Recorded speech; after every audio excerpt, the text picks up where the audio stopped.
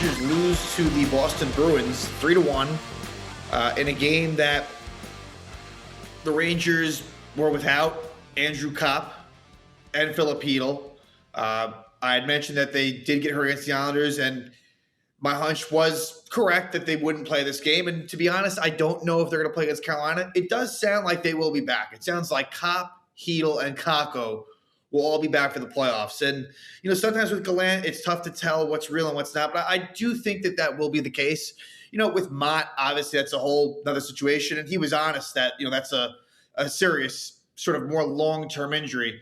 We already know Sammy Blais is out for the season. If the Rangers made a deep run, maybe Blais comes back. But I almost feel like we can put Mott in that Blais category where if they come back, great, but you can't expect it. But with these three guys, Copp, Chytil, Kakko, I think they will be back. So keep that in mind.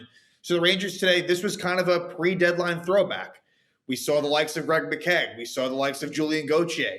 Dryden Hunt's playing on the line with Panarin and Strome. So things like that. Boston, on the other hand, they got healthy today. David Pastrnak, Hampus Lindholm, Linus Ullmark, all back. So Boston had their full lineup. The Rangers did not. And, would the result have been the same either way? Possibly. But, definitely had a little bit of that pre-deadline feel just because, again, you had those depth guys that ideally you won't be seeing come playoff time. I thought the Rangers, they played hard. Effort was there.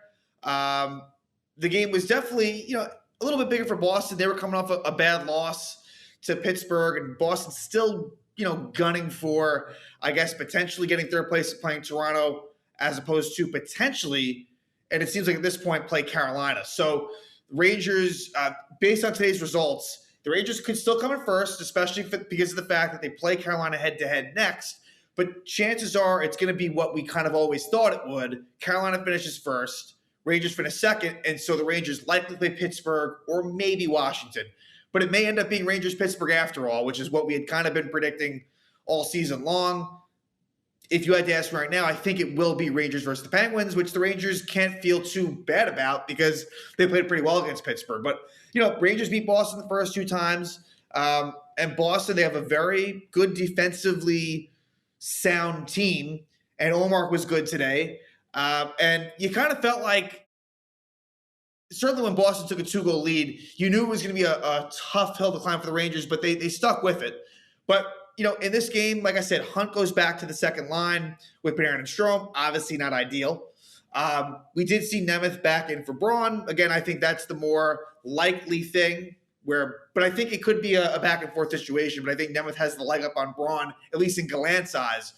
And so that meant that the third line, which originally had Chytil on it, now Julien Gauthier is on that line, and it's just he's not an NHL player, in my opinion. I've said this. And so that moves Goodrow to center, which I think Goodrow's been better on the wing. The fourth line didn't really change much. McKegg on the fourth line instead of Hunt. It's a slight downgrade for the fourth line, but honestly, the lines that took the bigger hits were the Strome line and then the Goodrow line.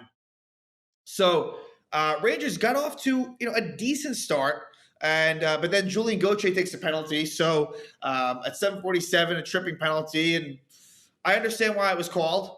And so really a negative impact for Gauthier. And it's tough. He hasn't played in a while, but whenever he is in there, it doesn't seem to work out. Rangers do kill that off, and then Adam Fox is high stick by Jake DeBrusk.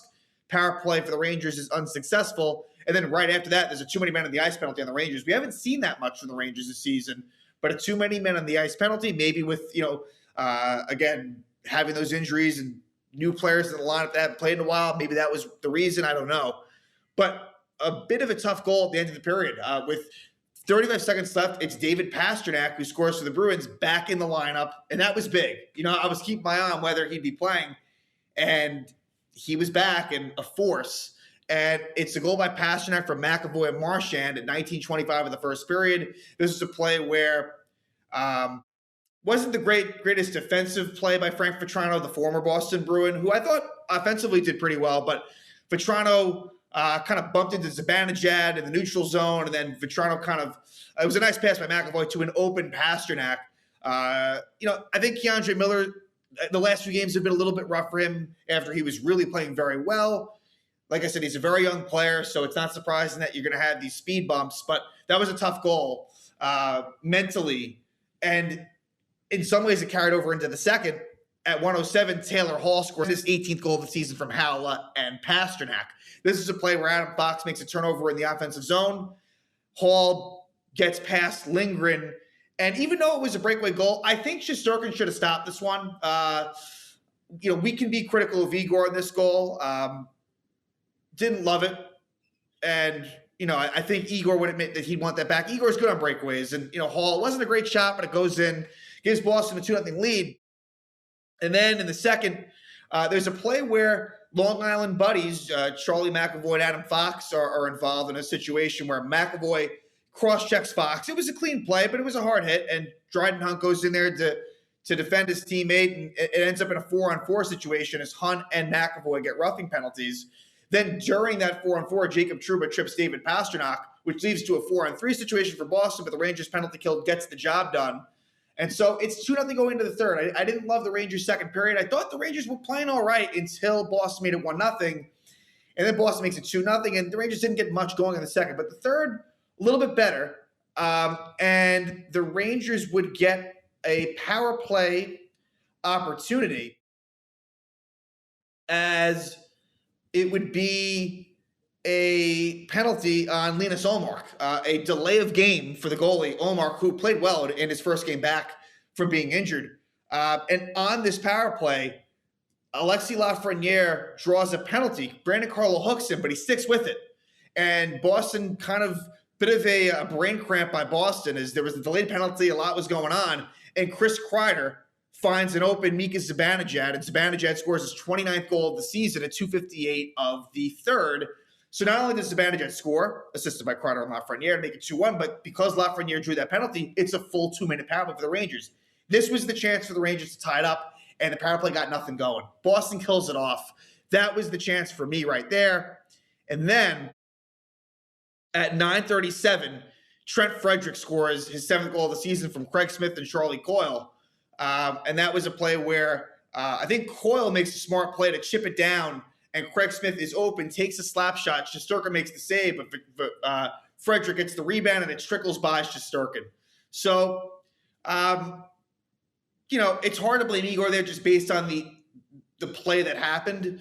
But, Boston scored transition goals. They did. All of their goals were basically kind of on the rush. And so Boston takes a 3-1 lead. Rangers had some chances late. They pulled the goalie, unsuccessful, and the Bruins win 3-1.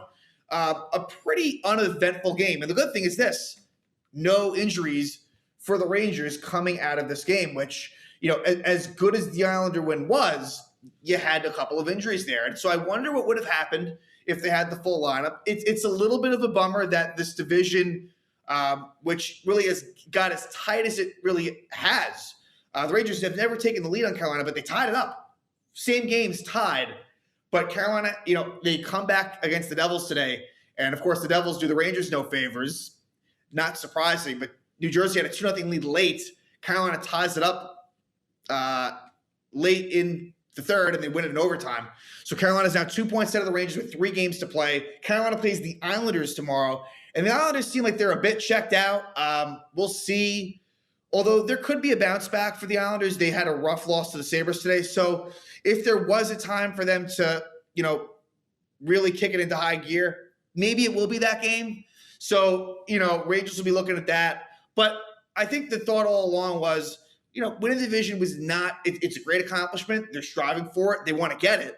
But if they don't get it, not the end of the world. And so Rangers-Carolina, we'll see. If Carolina beats the Islanders – then to me, Carolina is really in that driver's seat to win the division. If they lose the Islanders, then we're back in play in a situation where that Carolina Ranger game could determine who wins the division. So we'll find that out.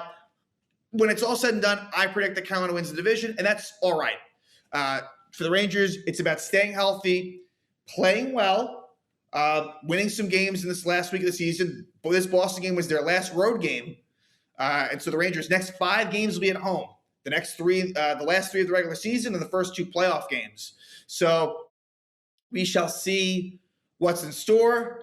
Rangers, a spirited effort, but undermanned and just weren't able to get the puck past Linus Ullmark enough. Just the one goal. Rangers lose 3-1 to the Bruins, and it should be interesting to see what happens in what will be, either way, an eventful game.